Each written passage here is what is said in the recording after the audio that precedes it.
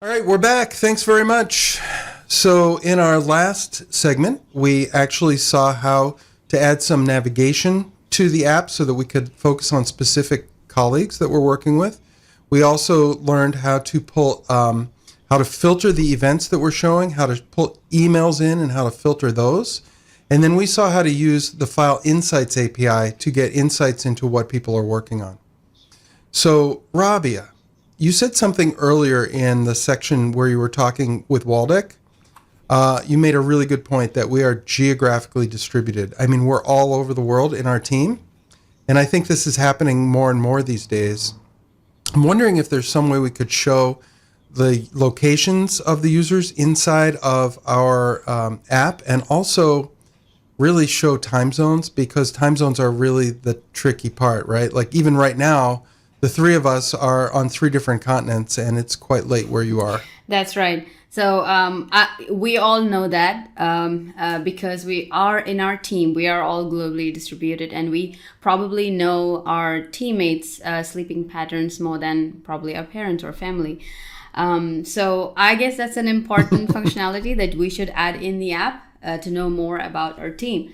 So let's jump in to our Get My Colleagues function, which we saw earlier in our session with Waldeck. And we basically pulled out all the colleagues' information. We saw their display names, job title, department. And what you also noticed is we are picking up city, state, and country of our colleagues as well. Wow. So that's in the graph too, so I can get all that information. I don't have to pop up and say, "Hey, where are you?" or anything. Nope.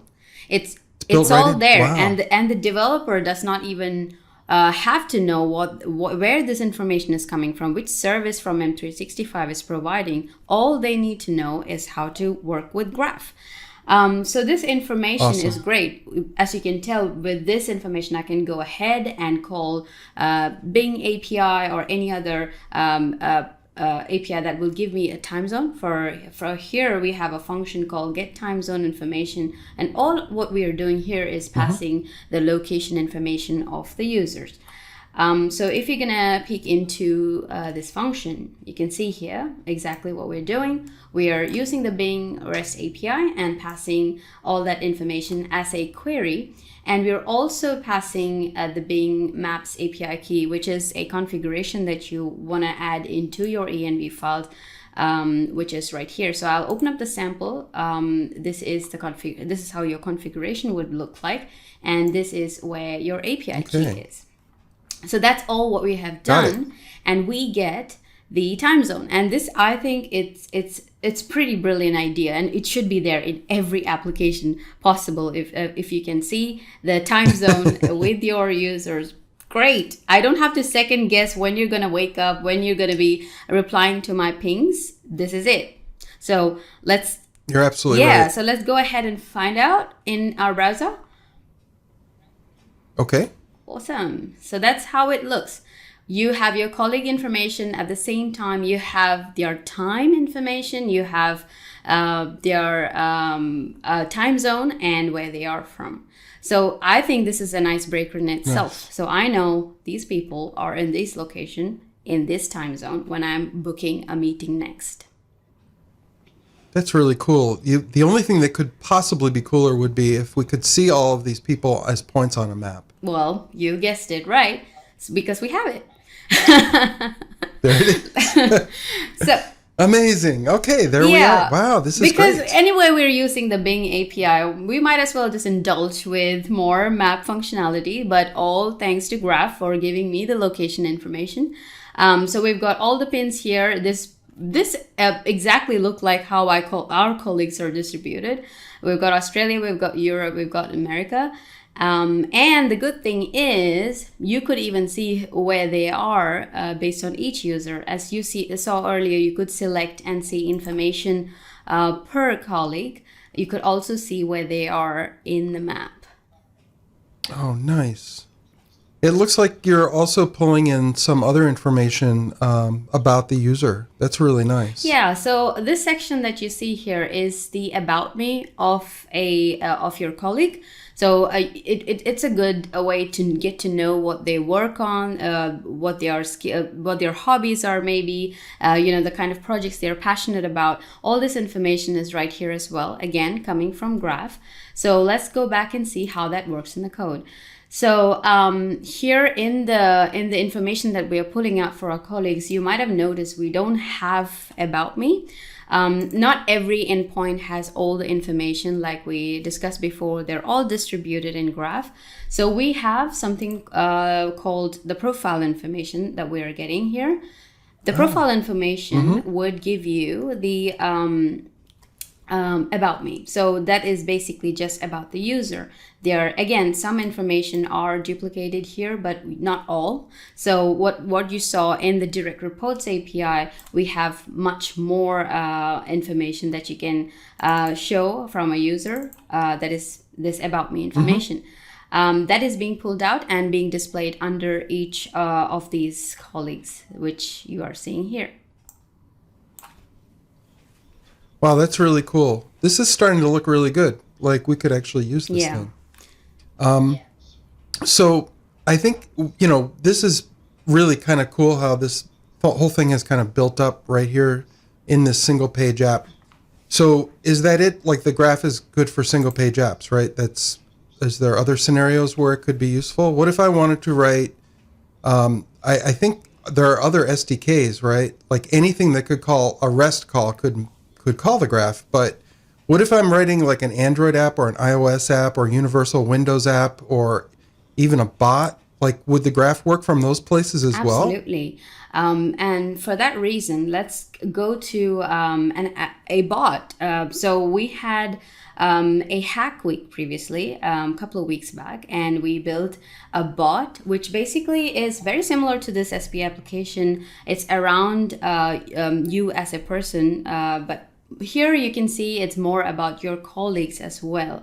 But what if you want to create like a personal assistant bot? So anytime I think about a bot functionality, it's mostly to assist a user to do something. So in our case, let's see a bot working who is going to get me the same information, but around me, around my events or my files. Again, the similar kind of an application, but as a bot. So what I'm going to do now is jump to a bot composer. So we've built this personal assistant bot using the bot framework composer, and it connects to Graph and gets information from Graph. And I'll show you how it works in a minute, but let me explain to you a few things that you probably are curious on how to call Graph in a bot composer. So away from the JavaScript application, how would you do it in a different scene? So here we have something called a dialogue. So in bot composers, you can have actions, you can get information, you can give response back to the user, etc. Here we are using a few things like auth. That's the most important bit. You need to connect to Graph. Yeah, so just like we were, Waldek showed earlier, actually authenticating to the single page app in JavaScript. Is this the same thing in the bot? That's the same thing. All you're doing is logging in, getting the token. So token is what you need to make another API request for Graph. And this action in the bot composer would do exactly that. All you need is a connection, and once you have a connection in Graph set up, we've already set this up in the bot composer, and we are just using the connection here. And once that is done, the user will get the same button that you saw in the JavaScript application. Then you go ahead and sign in. And once this connection is successful, you get the token. And once you have the token, you just need to make the same call that you saw earlier in the files session. You saw the trending files, right? So it's using the insights workload. And with the same call and with the authorization token, we are going to make another call to Graph. So it's basically all around you knowing how to make Graph calls, and you can build any kind of application that can go ahead and talk to Graph and get the information from Microsoft 365. So let's see how this works in action. What I'm going to do now is start the bot. And I already have another tool as well for demo purposes. It's called a bot emulator, basically like a simulator for bots. So I don't have to host it anywhere. I can just open up and see how it works. So that's what I'm starting. I'm going to start the bot and I'm going to show you the emulator where this works. So we got the a bot running now.